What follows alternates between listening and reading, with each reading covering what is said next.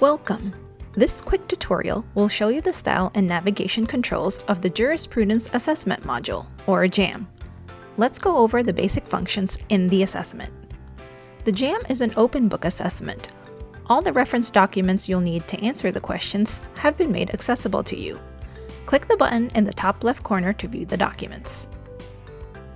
The reference documents specific to your jurisdiction will appear on the left. You can access these documents at any time. This button will allow you to view the documents in full screen mode. All the information you need to complete the JAM is in these documents.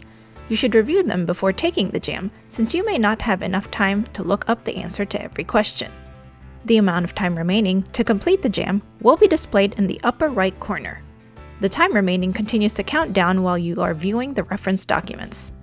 Click this button to close the references and return to the assessment. Now onto the assessment content itself. When you answer a question, you will receive immediate feedback on whether or not your answer was correct.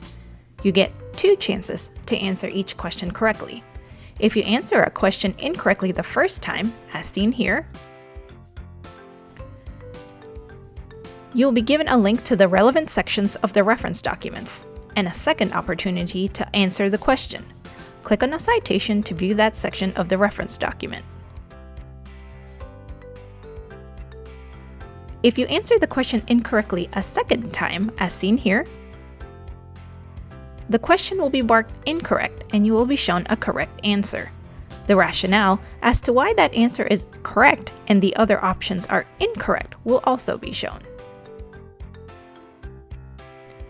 At the end of the JAM, you will receive a detailed score report to let you know if you have passed or failed. The report will also include a breakdown of how many questions were answered correctly within each content area. Finally, the score report includes links to the sections of the laws, rules, and regulations under which questions were answered incorrectly for you to review.